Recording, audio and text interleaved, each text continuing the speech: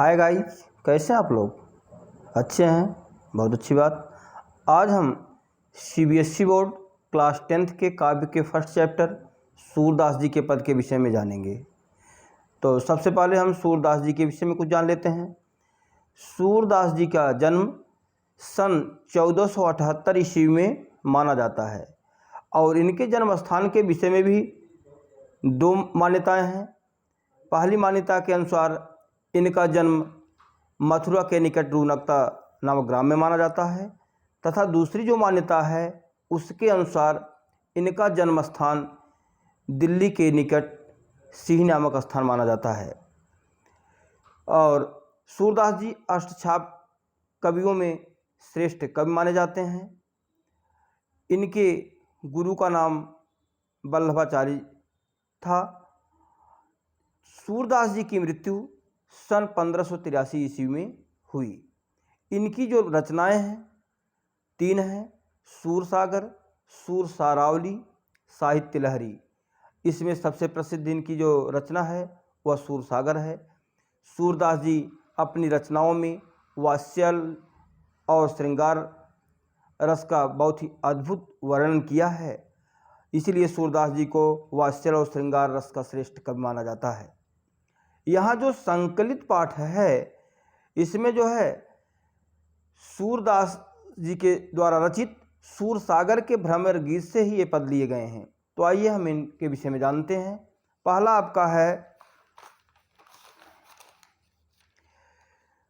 ऊधो तुम हो अति भड़भागी। यानी ये जो संकलित पद है इसमें आप लोग जानते हैं कि भगवान श्री कृष्ण वृंदावन से मथुरा चले जाते हैं और वहाँ से वापस नहीं आते। कुछ दिनों उपरांत यानी कुछ दिन के बाद अपने एक सखा जिनका नाम है उद्धव को जो है गोकुल यानी वृंदावन भेजते हैं और यह कह करके आप जा करके उनसे कह दो कि हमें भूल करके वो निराकार ब्रह्म की उपासना करें, जिससे उनका कष्ट दूर हो जाएगा। उद्धव जी जब मथुरा से वृंदावन आते हैं, गोपिकाएं यह सुनती हैं कि मथुरा से श्री कृष्ण का संदेश लेकर के कोई हम लोगों के पास आया है, तो वो बहुत खुश होती हैं और उद्धव से मिलने के लिए तुरंत वहाँ पहुँचती हैं। लेकिन जब उद्धव उनसे यह बताते हैं कि आप लोग श्री कृष्ण को भूल जाओ, निराकार ब्रह्म की उपासना करो, अब गोपिकाओं को बहुत कष्ट होता है। उसी बीच में एक भंवरा गुंजार करते हुए वहां आता है।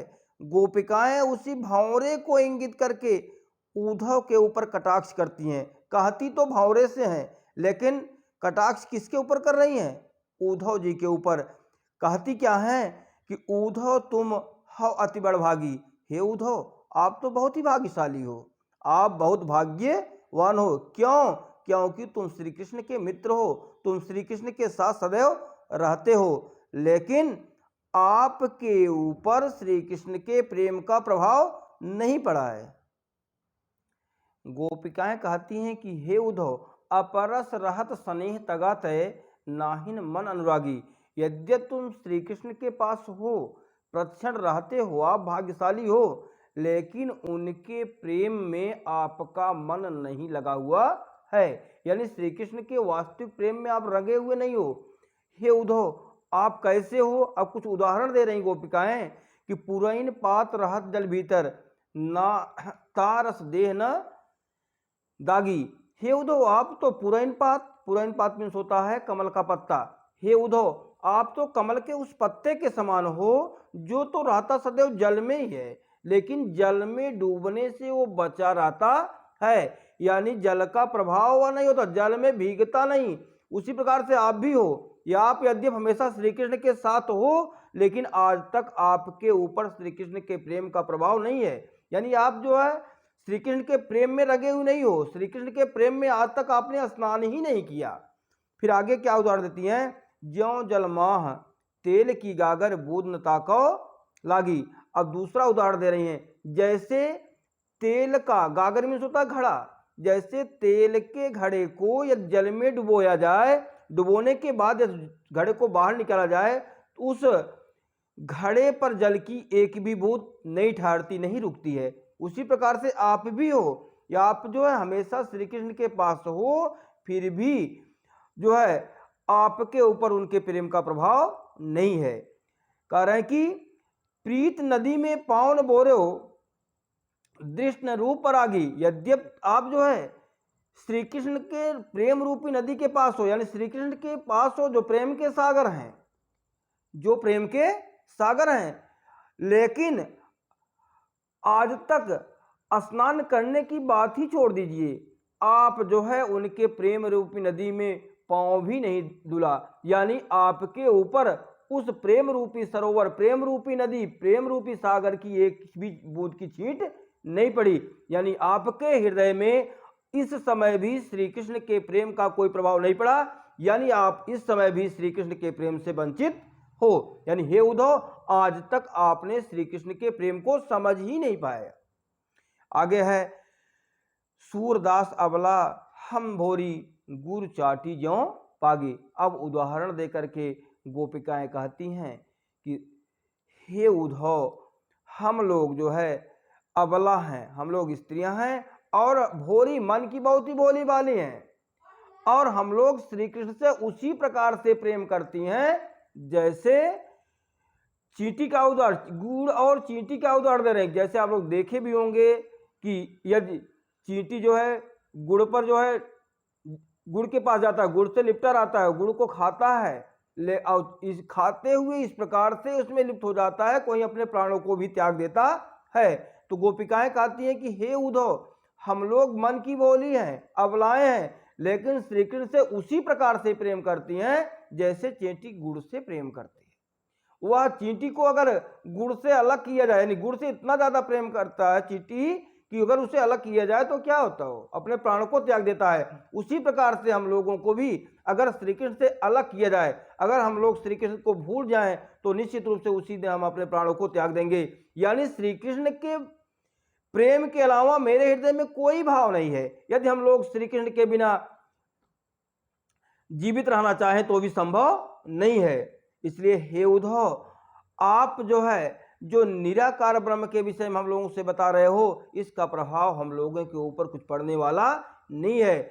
आप जो है अपने उपदेश को अपने पास रखो, क्योंकि उद्धव जी ज्ञान मार्गी हैं, वो ज्ञान का उपदेश दे रहे हैं, जबकि गोपिकाएं प्रेम मार्गी हैं, यानी वो प्रेम के, श्री कृष्ण के प्रेम के अलावा उनके हृदय में कुछ भी नहीं है। इस पद में गोपिकाएं उद्धव के ऊपर कमेंट करती हैं, कटाक्ष करती हैं, व्यंग्यात्मक टिप्पणी करती हैं कि हे उद्धव, यद्यपि आप श्री कृष्ण के पास रहते हो, प्रतिक्षण उनके पास हो, आप बहुत भाग्यशाली हो, आप ज्ञानी पुरुष हो, लेकिन आपके ऊपर श्री कृष्ण के प्रेम का जरा सा भी प्रभाव नहीं है। जैसे कमल का पत्ता, उदाहरण देती हैं, कमल का पत्ता जल में सदैव रहता है, लेकिन वह जल में डूबने से बचा रहता है, यानी वह कभी जल में डूबता नहीं।